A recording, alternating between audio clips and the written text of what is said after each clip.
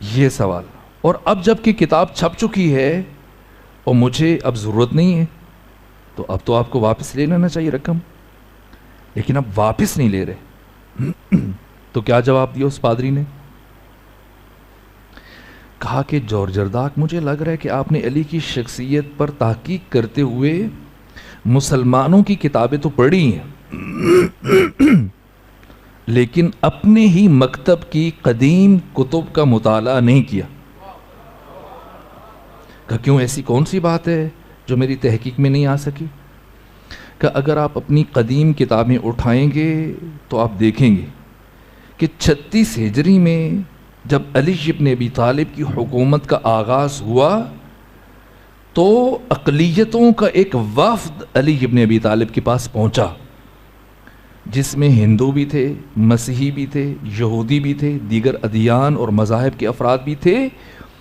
یہ وفد گیا اور اس نے جا کر علی ابن ابی طالب سے یہ مطالبہ کیا کہ اے علی، پچھلے 25 سالوں میں خصوصاً آخری 12 سالوں میں ہمارے ساتھ بڑا امتیازی سلوک ہوا،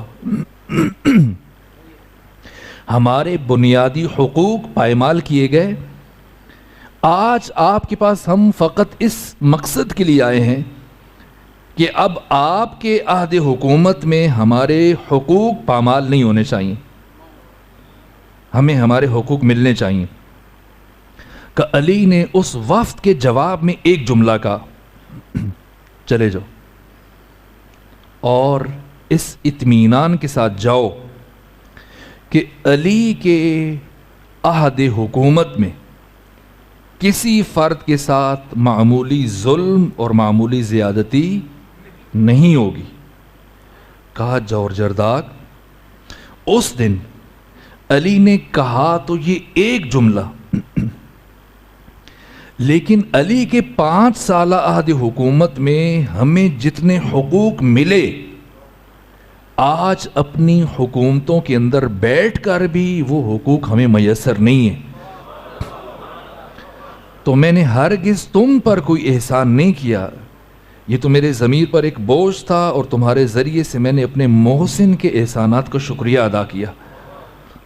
کون ہے علی ابن ابی طالب؟ کسی گروہ کے قائد نہیں ہے. علی ابن ابی طالب پوری بشریت کے راہبر ہیں، اللہ نے پوری انسانیت کے لیے بھیجا. غدیر تمام انسانوں کے بنیادی حقوق کے تحفظ کا انتظام ہے اور علی کی سیرت اس کی گواہ ہے. اور جب علی کے سر پہ شمشیر لگی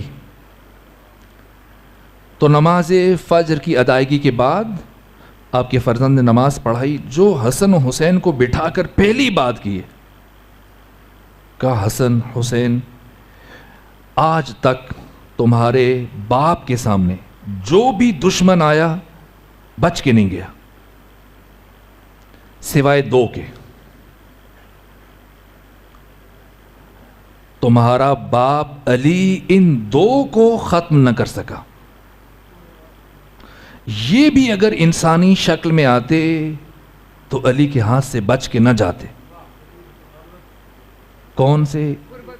ایک غربت، ایک جہالت. تو علی کی زندگی جنگ ہے ان 2 دشمنوں کے خلاف. اور اب جب دنیا سے جا رہے ہیں تو اب مشعل ہدایت حسن اور حسین کے ہاتھ میں دے کے جا رہے ہیں، یہ کہہ کر کہ اب تم نے ان 2 دشمنوں کے خلاف جہاد کرنا ہے.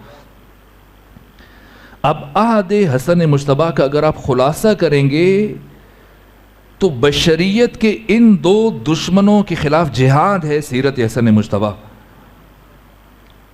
چونکہ جو آپ کا مد مقابل ہے وہ انسانیت کا دشمن ہے. حسن مجتبیٰ کا دشمن اس لیے ہے کہ وہ انسانوں کے بنیادی حقوق کو پائمال کر رہا ہے. اب واقعات کا ایک تسلسل ہے لیکن میں بیان نہیں کر پا رہا چونکہ میں نے آگے تک آپ کو لے کے جانا ہے. جو آپ کا دشمن ہے وہ غاصب ہے انسانوں کے حقوق کا. ورنہ حسن مجتبیٰ کا کردار کیا ہے؟ وہ جو سامنے کھڑا ہو کے گالیاں دے رہا ہے. ایسے ہوا یا نہیں ہوا؟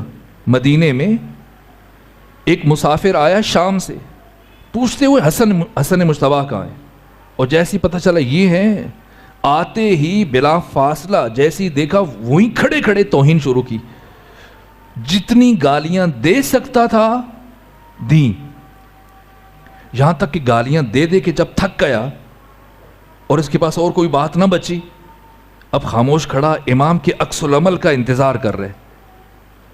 امام کا انداز دیکھ لیا آپ نے شام میں، دشمن کے گھر میں جا کے کیسے بولیں، وہ ایک انداز ہے، یہاں کیا انداز ہے؟ جب یہ گالیاں دے کے تھک چکا اور اب اس کے لبوں مزید سکت نہیں اور کہنے کے لیے کوئی بات نہیں ہے، تو کہا کہ تمہارے کپڑوں کی گرد بتا رہی ہے کہ تو مسافر، اور تمہارے ہونٹوں کی خشکی بتا رہی ہے کہ تجھے پیاس لگی، اور تمہارے چہرے کی زردی بتا رہی ہے کہ تو کافی دیر سے بھوکا ہے، تو نے جو کہا اس پہ پھر بات کریں گے، اور گھر چلتے ہیں۔ گھر لے کے گئے، ہاتھ دھلائے، نیا لباس پیش کیا، اور اس کے بعد جب وہ بیٹھا دسترخوان پہ، اب بہترین کھانے چن دیے۔ جب وسط میں پہنچا کھانا کھاتے ہو تو اب کھانا ایسے نہیں کھایا جا رہا۔ امام حسن مجتبیٰ نے پوچھا کیوں رک کیوں گئے؟ کھانا کھاؤ، تمہیں بھوک لگی ہے؟ کہ کیسے کھاؤں، یہ لقمے اب میرے حلق سے نیچے نہیں اتر رہے۔ کہ کیوں، کیا ہوا؟ کہ آج کے دن سے پہلے تک میری نگاہ میں علی اور علی کے بیٹوں سے زیادہ برا کوئی نہیں تھا،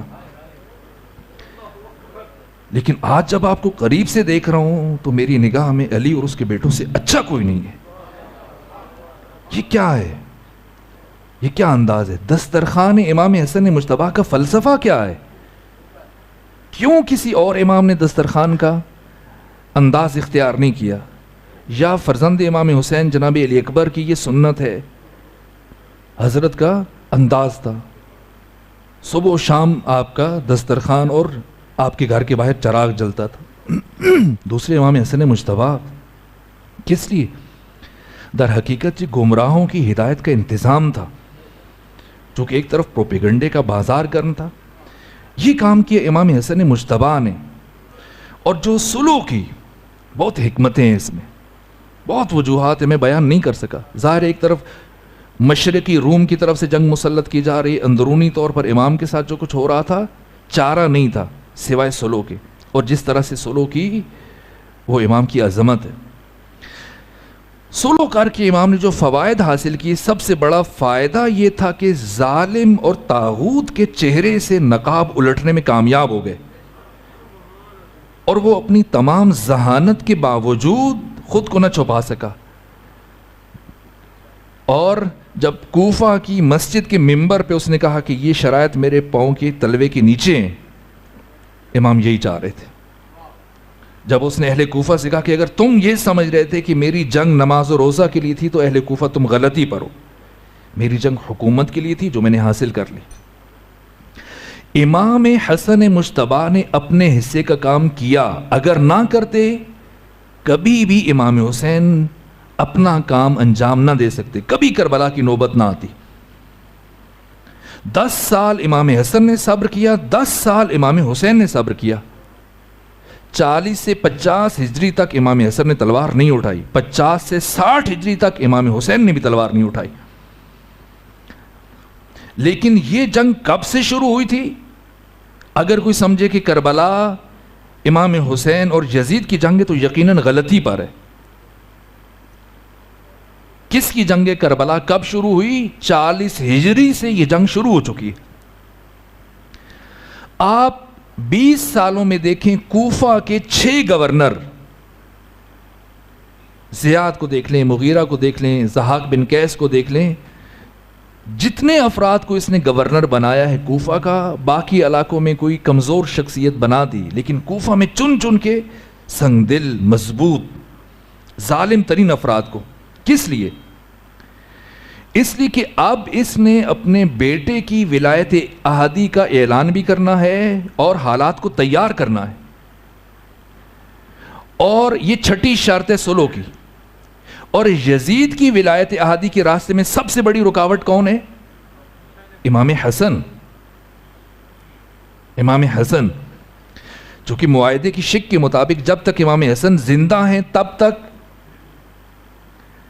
یہ کسی اور کو نہیں کر سکتا. مثلا طے یہ ہوا تھا کہ جب تک یہ زندہ ہے حکومت کرے گا، اور جب یہ مرے گا تو پھر امام حسن ہے. اور اگر امام حسن خود لکھا کہ میں نہ ہوں تو میرا چھوٹا بھائی حسین ہے، یہ شک تھی. اب اس کو اگر کھولا جائے تو بہت اہم ترین مسائل ہیں جو بیان ہونے چاہیے، لیکن اب میں اس فکری تسلسل کو بیان کرنا چاہ رہا ہوں. یہاں سے امام حسین نے اپنا کام شروع کیا. ایک طرف دشمن فعال ہے، دشمن نے ان 20 سالوں میں چن چن کر ایک ایک فرد کو مروا دیا. جو خلافت یزید کے راستے میں رکاوٹ بن سکتے تھے، جو قبول نہیں کرتے تھے ان کو بھی، اور جو خود دعوے دار تھے ان کو بھی. سعد بن ابی وقاص کو مروا دیا، تفصیل پھر کبھی. عبد الرحمن بن ابی بکر کو مروا دیا. سعید بن عثمان بن عفان کو مروا دیا.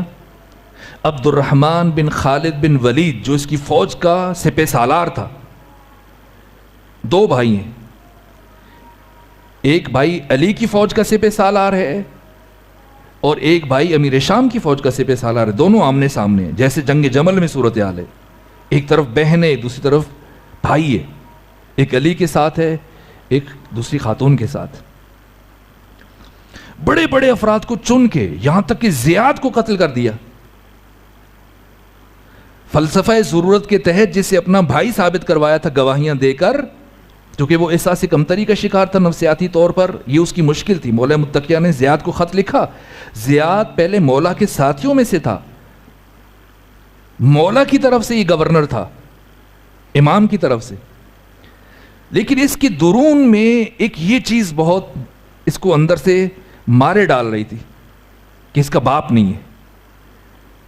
امیر شام نے اس کی کمزوری سے فائدہ اٹھایا اور خط لکھنے شروع کی کہ تو میرا بھائی ہے، بلا کر اور جو تفصیلات ہیں تاریخ کی وہ پڑھ لیجیے. یہی زیاد کہ علی کی حکومت کو کمزور کرنے کے لیے جسے اپنا بھائی بنایا تھا، جب اس نے خط لکھا کہ جب مجھے بھائی بنایا تو تمہارے بعد پھر مجھے خلیفہ ہونا چاہیے. اور یزید کے لیے جو لفظ اس نے استعمال کیے اب میں ممبر سے بیان نہیں کر سکتا اسے. اب آپ خود دیکھیں، یہ تو اسلامی تاریخ سے ہٹ کر ایک انگریز نے جو تاریخ لکھی ہے، محقق ہیں، اب میرے ذہن میں ان کا نام نہیں ہے، کتاب میرے پاس موجود ہے. انہوں نے کہا کہ جو ایڈز کی جو بیماری ہے اس کا آغاز کسی کافر سے نہیں ہوا، مسلمانوں کے بادشاہ سے ہوا، اسی سے اس کی موت ہوئی ہے. اور کہا اس کا نام یزید ابن معاویہ ہے. 38 سال کی عمر میں مر گیا، جس کے لیے اتنے پاپڑ بیلے باپ نے کتنی حکومت کی؟ 3 سال 8 مہینے 14 دن، کیا حکومت کی. اچھا، ایک طرف امیر شام ہے، اپنے بیٹے کے راستے میں آنے والی ہر دیوار کو گرائے جا رہا ہے، ہر رکاوٹ کو. بڑے بڑے افراد کو چن کے مروایا. اب اس کی وضاحت کبھی عرض کروں گا. یہ سرد جنگ ہے جو چھڑ چکی ہے. ایک طرف حسین ابن علی ہیں، دوسری طرف امیر شام ہے. دوسری طرف امام حسین کا انداز کیا ہے؟ 20 سالوں میں امام حسین نے ایک حج نہیں چھوڑا. سواری کی لگام کو پکڑ کے بجائے سے کہ اس پہ بیٹھے پیدل چل رہے ہیں. اور جب فرزند رسول پیدل چلے گا تو کوئی دوسرا سواری پہ بیٹھے گا، تو پیدل جا رہے ہیں اور باقی بھی ساتھ پیدل چل رہے ہیں اور سارے راستے میں گفتگو ہو رہی ہے. کوئی حج نہیں چھوڑا. حج پہ جانے کے بعد سب سے بڑا خیمہ وہاں پر امام حسین کا ہوا کرتا تھا. ان 20 سالوں میں پوری اسلامی دنیا سے جو افراد آتے تھے، خواص، ان سے ملاقاتیں کرتے تھے. کیا ہو رہا ہے؟ ہر روز نماز عشاء کے بعد فرزند رسول آدھی رات تک مسجد نبوی میں بیٹھتے ہیں. کیوں؟ اب لوگوں کو تیار کر رہے ہیں.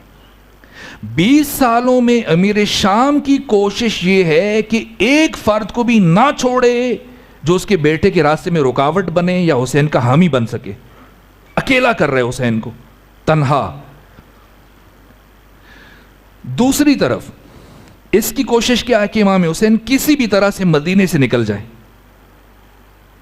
مکہ سے نکل جائیں، کوفہ پہنچے، اور کوفہ پہنچنے سے پہلے یہ نقشہ کشی یزید کی نہیں ہے، اس کے باپ کی ہے۔ کوئی یہ نہ سمجھے کہ کربلا میں امام کا روکا جانا یہ ساری پلاننگ کسی اور کی ہے۔ مکہ کا گورنر، مدینے کا گورنر کون ہے؟ ولید۔ جب امام حسین صبح نکلے، کیا اسے پتا تھا یا نہیں پتا تھا؟ پتا تھا۔ کیوں نہیں روکا؟ یہ بات میں کر چکا ہوں۔ اور اگر اس کا امام حسین کو نہ روکنا غلط تھا تو بعد میں یزید نے اس کو عہدے سے معزول کیوں نہیں کیا؟ نہیں کیا۔ اس کے بعد 4 سال مزید اس نے حکومت کی ہے مدینے میں۔ معزول کرنا بجائے خود ایک تنبیہی خط بھی نہیں لکھا، ناراضگی کا اظہار بھی نہیں کیا۔ اس کا مطلب یہ کہ سب طے شدہ ہے۔ یہاں تک کہ جب امام حسین مدینے سے نکلے تو اس نے سجدہ شکر ادا کیا کہ چلے گئے یہاں سے۔ اب 3 شعبان کو پہنچے مکے۔ مکے کا گورنر کون ہے؟ عمرو بن سعید بن عاص اشدق۔ 4 مہینے 5 دن امام حسین مکہ میں رہے۔ کیا یہ امام کے سامنے آیا، تلوار نکالی؟ صرف ایک جملہ ہے تمام مقاتل میں، صرف ایک جملہ، اس کے علاوہ آپ ڈھونڈ لیجئے پوری تاریخوں میں کوئی جملہ نہیں ہے۔ ایک جملہ، عمرو بن سعید عاص نے پوچھا کیوں انتخاب کیا آپ نے مکہ کا؟ فرمایا اس لیے کہ میں نے اللہ کے گھر کو اپنے لیے بہترین جائے پناہ سمجھا، بس، اس کے علاوہ کچھ نہیں۔ یہ جو کہا جاتا ہے کہ امام حسین نے حج کو عمرے میں تبدیل کیا، کہاں لکھا ہوا ہے؟ کوئی روایت لے آئیے آپ۔ خطبہ پڑھتے ہیں لیکن آپ مقتل کی کتب دیکھیے نا، ایسا نہیں ہے۔ اب جو آپ کی احادیث کا مجموعہ ہے وسائل الشیعہ، دیکھیں شیخ حر عاملی نے کتنی احادیث لکھی ہیں، سب کا ایک ہی متن ہے، ایک ہی مفہوم ہے۔ کسی نے جب چھٹے امام سے پوچھا کہ کیا حج کے دنوں میں عمرہ مفردہ انجام دیا جا سکتا ہے؟ کیا جواب دیا؟ آپ حج کے دنوں میں جاتے ہیں حج کے لیے، کیا وہاں جا کے عمرہ کر سکتے ہیں؟ کیا مسئلہ فقہی؟ ملتان کے مجتہدین کہہ رہے نہیں۔ لیکن جب پوچھا گیا امام صادق سے تو کیا جواب دیا؟ ہاں حج کے دنوں میں جا کر عمرہ کر سکتے ہیں۔ کہا جیسے میرے جد بزرگوار حسین ابن علی نے ایام حج میں عمرہ انجام دیا۔ سرے سے امام حسین نے حج کو عمرے میں تبدیل نہیں کیا۔ کیوں تبدیل کریں؟ وجہ کس لیے؟ خوف ہے؟ آپ پڑھیے امام حسین کی شخصیت کو۔ امام حسن کی شہادت کے بعد جو بنو ہاشم کے جوان ہیں، یہ جیسے گھیرے میں نہیں لے کے رکھتے ہمہ وقت، حضرت ذرا سا بھی گھر سے باہر نکلیں معمولی سے کام کے لیے، لیکن بنو ہاشم کے جوانوں کا حالہ ہے، حصار ہے، کبھی اکیلا نہیں چھوڑتے تھے۔ جرأت نہیں تھی کسی کی کہ امام حسین تک رسائی حاصل کر سکے خانہ کعبہ کے اندر۔ نہ ہی امیر شام کا بیٹا یہ چاہ رہا تھا کہ امام حسین کو خانہ کعبہ کے اندر شہید کرے، نہ کیا جا سکتا ہے۔ 4 مہینے 5 دن رہے، اگر شہید کروانا تھا تو کرواتا نہ۔ خود یزید بھی چاہ رہا ہے۔ کیوں چاہ رہا ہے؟ اس لیے کہ جو اس کے باپ کا مشیر خاص ہے، کون؟ نہیں، جو کل بتائے گا اسے انعام ملے گا۔ یہ اب آپ کے ذمے، آپ بھی ٹٹول کے آئیں کتابوں کو۔ نہیں، قطعاً نہیں۔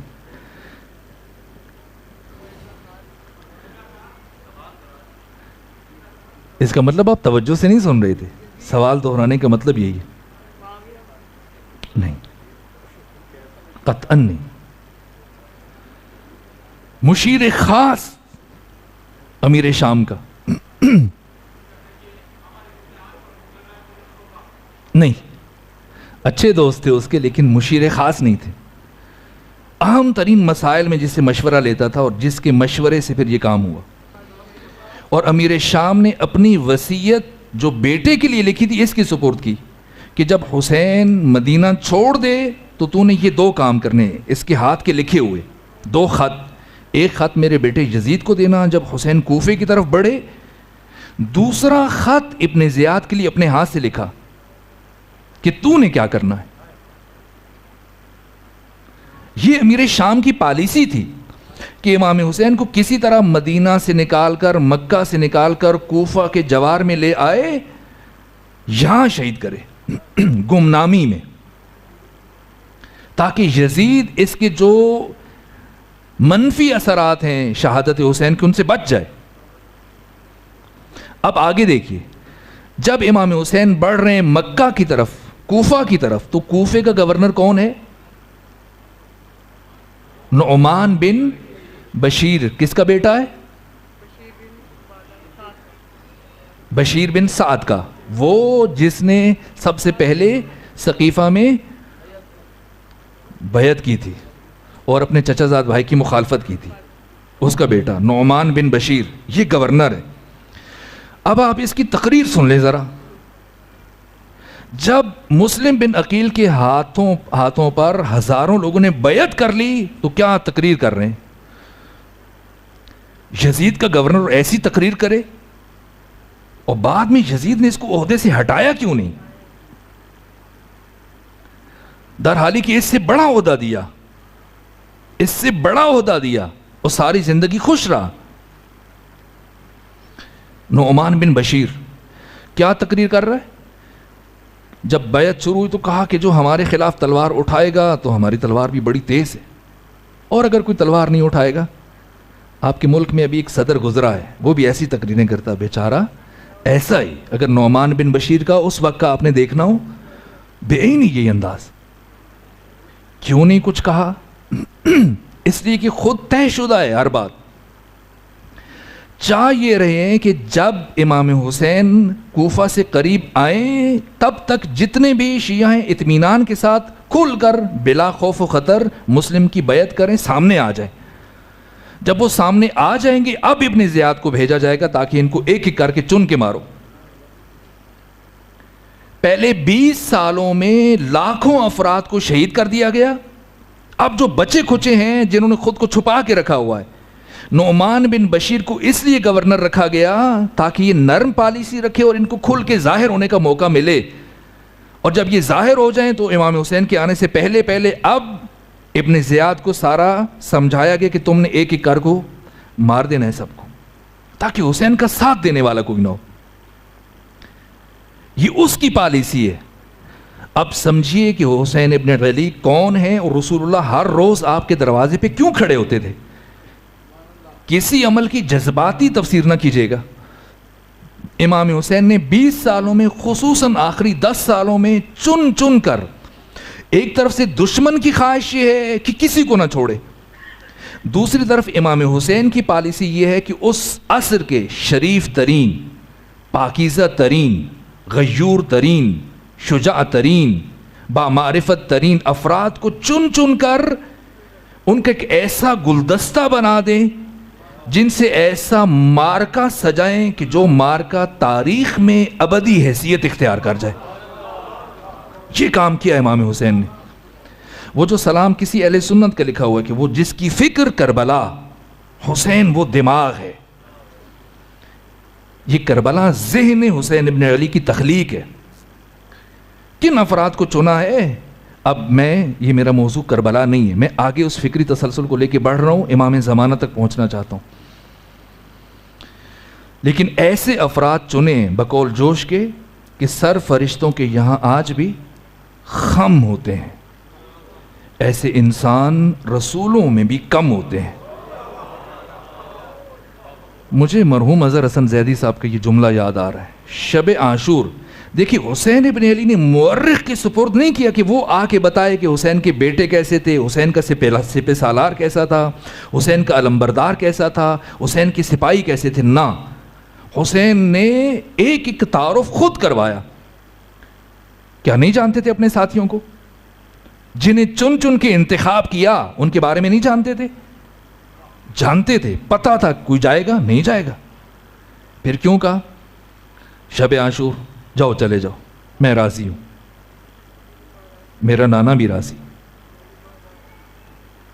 جاؤ میں تمہیں جنت کی ضمانت دیتا ہوں۔ یہ سب کچھ آپ کس لیے کر رہے ہیں؟ جنت کے لیے، اور جنت جو مل جائے تو اور کیا چاہیے؟ جان بھی بچ گئی، جنت بھی مل گئی، کیا کوئی اٹھا؟ ایک بھی نہیں اٹھا۔ ایسا نہیں ہے کہ مولوی فضل الرحمان جنت کی بشارت دے رہا ہے، کوئی مفتی جنت کی بشارت دے رہا ہے، جو جنت کا مالک ہے، وارث ہے، سردار ہے، وہ جنت کی ضمانت دے رہا ہے۔ کیا کوئی اٹھا ہے؟ نہیں۔ ممکن ہے کہ مورخ یہ لکھے کہ آنکھوں کی شرم مانے تھی، اس لیے نہیں اٹھ رہے تھے کہ اب ان نگاہوں کے سامنے حسین کو چھوڑ کیسے جائیں، کہ علی اکبر چراغ بند کر دو۔ بجھ گیا چراغ، کافی دیر بجھا رہا تاکہ اٹھ جائے، اور کافی دیر گزرنے کے بعد جب چراغ دوبارہ جلا، اب میں کیا عرض کروں، حسین نے ایک چراغ بجھایا، 72 چراغ جل اٹھے، اور اب جب سسکیوں کی آواز بلند ہوئی، اب کہا کہ چراغ جلائی۔ اب جو چراغ جلا تو حسین کے خیمے میں عجیب کیفیت ہے، عجیب کیفیت ہے، کوہرام ہے۔ کبھی ایک فوجی کھڑے ہو کے اپنی وفاداری کا یقین دلاتا ہے، کبھی حبیب ابن مظاہر کھڑے ہو رہے ہیں، کبھی عابس ابن شبیب شاکری، کبھی جون کھڑے ہو رہے ہیں، کبھی بریر حمدانی۔ کوئی کہتا ہے کہ امام حسین، آپ کہتے ہیں ہم چلے جائیں، ٹھیک ہے چلے جاتے ہیں۔ ایک سوال کا جواب دیں، جن افراد کو ان کی ماؤں نے پیدا ہی اسی دن کے لیے کیا تھا، وہ آپ کو چھوڑ کے کیسے چلے جائیں؟ اور کوئی کیا کہہ رہا ہے؟ کہا کہ یہ جہان فانی ہے اور میں نے بھی فنا ہو جانا ہے۔ اگر فرض کیا جائے فرزند رسول کی یہ جہان ابدی ہے، ہمیشہ رہے گا، یہ کائنات کبھی نابود نہیں ہوگی، یہ بھی فرض کر لیں کہ میں بھی اس میں ہمیشہ رہوں گا، تو بھی اپنی جان کو آپ کے قدموں پہ قربان کر دوں۔ کوئی کہتے کہ اگر مجھے قتل کیا جائے، پھر مجھے جلا دیا جائے، پھر میری راکھ کو فضا میں بکھیر دیا جائے ایسے، پھر دوبارہ زندہ کیا جائے، پھر اسی طرح مارا جائے، یہاں تک کہ 70,000 مرتبہ مجھے اسی طرح قتل کریں، پھر زندہ کریں، تو بھی میری صرف ایک خواہش ہوگی کہ میں آپ کے قدموں پہ اپنی جان قربان کر دوں۔ جب یہ سنا تب کہا، تعارف کروایا امام حسین نے، انی لا اعلم اصحابا اوفا من اصحابی، میرے علم میں نہیں ہے کوئی ایسے اصحاب کہ جو میرے اصحاب سے زیادہ باوفا ہوں۔ مجھے جو اظہر حسن زیدی صاحب کا جملہ یاد آتا ہے، کیا کوزے میں سمندر بند کیا۔ کسی نے ان سے پوچھا کہ بتائیں اصحاب رسول میں اور اصحاب حسین میں کیا فرق ہے؟ کہ ایک لفظ کا، توجہ فرمائیں، ایک لفظ کا، ایک جملے کا۔ کہ کس لفظ کا؟ کہا آؤ اور جاؤ۔ کیا مطلب؟ کہ پیغمبر ساری زندگی کہتے رہے آؤ، کوئی نہیں آیا۔ حسین ساری رات کہتے رہے جاؤ، ایک بھی نہیں اٹھا۔ اب بتائیے کیا کام کیا حسین ابن علی نے؟ اگر امام حسین اپنے لشکر میں ایک بھی بزدل، ایک بھی جلد باز، ایک بھی بے وفا، ایک بھی کمزور، ایک بھی غیر متعاہد فرد کو شامل کر لیتے، یقین جان لیجیے کہ کربلا کبھی بھی تاریخ میں ابدی حیثیت اختیار نہ کر سکتی۔ کیوں زندہ ہے کربلا؟ وجہ اس لیے کہ حسین نے اپنے عصر کے شریف ترین، پاکیزہ ترین، غیور ترین، شجاع ترین، بامعرفت ترین افراد کو چن کر ایک نقطے پہ جمع کیا۔ تاریخ بشریت کا سب سے عظیم معرکہ سجایا، سب سے بڑا۔ تو میں نے جملہ عرض کیا تھا، اب جتنا بڑا پیغام ہے اتنا بڑا پیغام بر چاہیے، اس لیے سید سجاد کا انتخاب ہوا اور ثانیہ زہرا کا۔ دیکھیں جہاں امام حسن نے کام چھوڑا وہاں سے امام حسین نے شروع کیا، جہاں امام حسین کام ختم کر رہے اپنا، وہاں سید سجاد نے ان حالات میں ممکن نہیں تھا پیغام کربلا پہنچائیں، میں نے اشارے دے دیے کیسے پہنچایا، جس کا نتیجہ یہ ہوا کہ اب عہد امام باقر میں امام کو کچھ موقع مل رہا ہے، اور یہاں امام محمد باقر اب وہ زمینہ سازی کر رہے ہیں اس عظیم درسگاہ اور اس عظیم یونیورسٹی کی، جس کی تاریخ میں پھر مثال نہیں ملتی، اور پھر اپنے بابا کے اس کام کو مکمل کیا امام صادق نے۔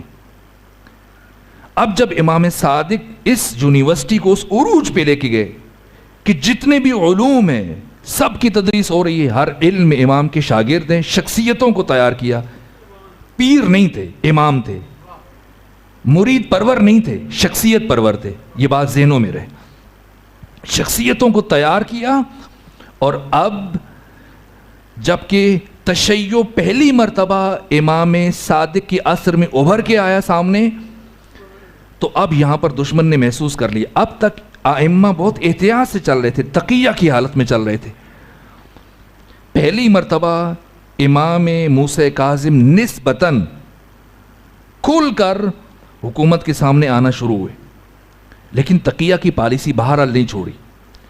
وہ شاگردان جو آپ کے والد بزرگوار میں کے تھے، اتنی بڑی مقدار میں اب اس تسلسل کو برقرار رکھنا مشکل تھا، کیونکہ اب پھر سختیاں بڑھ گئی ہیں، 35 سالوں میں سے 16 سال زندان میں اور باقی نظر بندی میں، اس لیے اب ہزار احتیاط کے ساتھ اس سرمایہ کو بچا رہے ہیں، مزید ان میں سے جو اہل افراد ہیں ان کو چن کر ان پہ مزید محنت کر رہے ہیں، اب انہیں دنیا میں پھیلا دیا، اور اب بنو عباس کے مقابلے میں ایک متوازی حکومت قائم کرنے میں کامیاب ہو گئے، جس میں آپ کا الگ سے اپنا علمی نظام ہے، عقیدتی نظام ہے، معاشرتی نظام ہے، ثقافتی نظام ہے، سیاسی نظام ہے، معاشی نظام ہے، سارے سلسلے چل رہے ہیں ایک سسٹم کے تحت،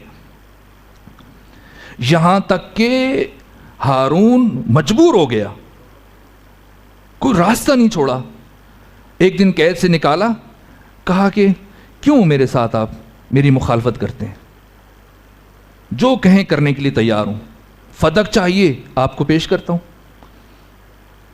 یہ میری مخالفت چھوڑ دیں۔ امام نے فرمایا تو فدق مجھے کبھی نہیں دے سکتا، کہا کیوں نہیں دے سکتا؟ امام نے فرمایا جیسے میں بتاؤں ویسے دے گا، کہا کیا مطلب؟ کہا فدق اگر دینا چاہتے ہو تو تب واپس لوں گا جب اپنی فدق کی تمام حدود سمیت مجھے واپس کرو، جتنی اس کی حدود بنتی ہیں۔ اب یہاں سے یہ بھی سمجھ لیجیے کہ سیدہ کیوں گئی تھی، سیدہ کی نگاہ میں فدق کی ارزش کیا ہے، کس دید سے دیکھ رہی ہیں، یہ امام موسیٰ کاظم آپ کے بیٹے نے بتایا۔ کہا کیا سرحدیں ہیں فدق کی؟ کہا پہلی حد ہے سمرقند، دوسری حد ہے آرمینا کے جزائر، تیسری حد ہے عدن، اور چوتھی حد ہے افریقہ۔ بیٹھا ہوا تو اٹھ کے کھڑا ہو گیا، کہا پھر مطلب یہ کہ جو میرے پاس ہے ساری حکومت آپ کو دے دوں؟ امام نے کہا میں نے کہا تھا نا تو نہیں دے پائے گا۔ اب دوبارہ سے زندان میں ڈالا، لیکن کیا ہے، یہ سمجھ رہا ہے کہ امام کو زندان میں رکھا ہوا ہے، یوں امام کی مقبولیت ختم ہو جائے گی، لیکن عجیب ہے، اتنا عظیم کردار ہے امام موسیٰ کاظم کا کہ زندان بان اس کو بار بار جیلیں بدلنا پڑ رہی ہیں، قید خانے تبدیل کرنے پڑ رہے ہیں، کیونکہ جو چند دن ساتھ رہتا ہے وہ تو اب اس کے لیے امام کو اذیت دینا ناممکن ہے۔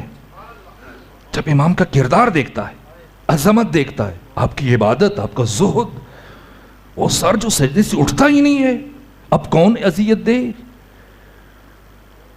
یہاں تک کہ اب اس نے سوچا کیا کرے کہ میں تخت کے اوپر بیٹھ کر بے بس ہوں اور یہ شخص زندان کی تنگ سلاخوں کے پیچھے ہوتے ہوئے بھی اب لوگوں کے دلوں پہ حکومت کر رہا ہے، کیا کروں کہ میں اس کی روحانیت ختم کر دوں، دلوں کے اوپر تسلط ختم کر دوں، دلوں کے اوپر اقتدار کو ختم کروں۔ اب اس نے بہت سوچنے کے بعد امام کی روحانیت، لوگوں کی قلبی وابستگی ختم کرنے کے لیے اس نے کام کیا. عرب کی حسین ترین خاتون کا انتخاب کیا اور اسے زندان میں بھیجا کہ جاؤ، جا کے گمراہ کرنے کی کوشش کرنا، اگر ہو جائیں تو ٹھیک ہے، اگر نہ ہو تب بھی تم نے چیخ و پکار بلند کرنی ہے، اور میں اپنے مشیروں کے ساتھ، بنو عباس کے سرداروں کے ساتھ، اپنے وزیروں کے ساتھ، امراء کے ساتھ آ جاؤں گا. بھاری رقم دی اس کو. یہ خاتون آئی. جب آئی تو اب اس کے لیے قید خانے کا دروازہ کھول دیا گیا. انتظار میں ہے کہ یہ سر اٹھائیں سجدے سے تو میں کچھ کہوں. سر ہے کہ سجدے سے نہیں اٹھ رہا. یہاں تک کہ نماز عشاء کے بعد اب رات گزرنا شروع ہوئی. پوری رات حکمران خلیفہ بے چینی سے ٹہل رہا ہے، پتہ نہیں کیا ہو رہا ہوگا، ابھی تک آواز نہیں آئی. صبح ہو گئی. یہاں تک کہ اب خود اپنے ساتھیوں کو لے کے پہنچا. جب پہنچا تو عجیب عالم ہے. ایک سر ادھر سجدے میں ہے اور ساتھ میں ایک اور سر وہ بھی سجدے میں ہے. یہاں سے سبوح قدوس رب الملائکۃ والروح کی آواز بلند ہو رہی ہے. وہی آواز ادھر سے سبوح قدوس رب الملائکۃ والروح. یہ آگے بڑا غصے سے. اگر مخلص ہوتا، اسلام کا ہمدرد ہوتا تو خوش ہوتا، چلو کسی کی ہدایت ہو گئی ہے. لیکن جھنجھوڑا اور سب کے سامنے بھول گیا کہ یہ باقی لوگ بھی میری سازش کو سمجھ جائیں گے. غصے سے اٹھایا کہ تمہیں کس کام کے لیے بھیجا تھا اور تو کیا کر رہی ہے. اس نے گرجا شروع کیا. کہ کیا کرتی؟ میں آئی، کوشش بھی کرتی رہی، آوازیں بھی دیتی رہی، لیکن جب میں نے دیکھا کہ یہ تو اطراف سے، اکناف سے بے نیاز ہیں، یہاں تک کہ میں نے دیکھا کہ جب ان کا سر سجدے میں ہے تو اب ایک سلسلے نور زمین سے آسمان تک متصل ہے، اور فرشتے ہم زمان اور ہم زبان یہی آواز بلند کر رہے ہیں، تو ناگاہ میرا سر بھی سجدے میں چلا گیا. کون ہے ہمارے ائمہ؟ صرف علم میں نہیں، معرفت میں نہیں، ہر اعتبار سے. دیکھیں جناب یوسف کے نام پر قرآن میں پورا سورہ ہے جس نے جناب یوسف کی عظمت کو بیان کیا. جوانوں کے لیے آئیڈیل ہونا چاہیے. زلیخا گناہ کی دعوت دیتی رہی، 1000 پاپڑ بیلے، یوسف محفوظ رہے. یہ قرآن نے یوسف کا کمال بیان کیا. یہ یوسف کی عصمت ہے، طہارت کردار ہے. لیکن یوسف کے کردار کی بلندی بس یہیں تک ہے کہ جو گمراہ کرنے آئی تھی خود کو اس کے شر سے بچا لیا، اس کی ہدایت نہیں کر سکے. اور یہ فخر یوسف ہیں